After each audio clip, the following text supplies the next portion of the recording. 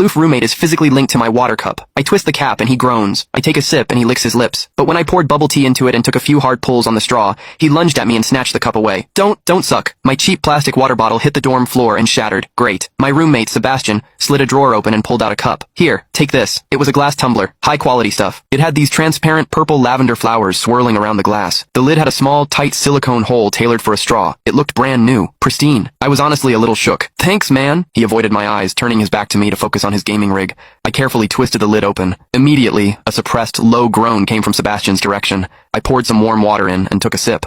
Sebastian sucked in a sharp, jagged breath. His hand on the mechanical keyboard trembled, his fingers slipping off the keys. He licked his lips, looking like he was enduring some kind of torture or intense pleasure. His lips were thin, the Cupid's bow sharp like a knife. Looking at them made me want to bite them. Yeah, okay, I admit it. I'm into Sebastian. I swear to God, before I met him, I was the straightest guy in the state. After high school, my only plan was to get to college and bang a hot, bubbly cheerleader. But the moment I walked into this dorm and saw Sebastian, that plan went out the window. 4 years of college and he's the only one I want to mess around with. But I couldn't tell him. No way. I was terrified that if I spilled my guts, we wouldn't even be friends anymore. Because Sebastian is straight. Like, painfully straight. Only 2 weeks ago, he turned down a senior, a varsity swimmer, total stud, who asked him out. After that, Sebastian came back to the room and sat at his desk with a face like thunder for hours. The guy must be a raging homophobe. Maybe it was because the cup was a gift from my crush, but that warm water tasted sweeter than usual. It had a weirdly good aftertaste. I grabbed a straw from my desk and shoved it deep into the hole on the lid. The second I did, a strangled moan ripped out of Sebastian's throat. He bolted up and sprinted into the bathroom. Weird. We were just gaming. Why the hell did he suddenly need a shower?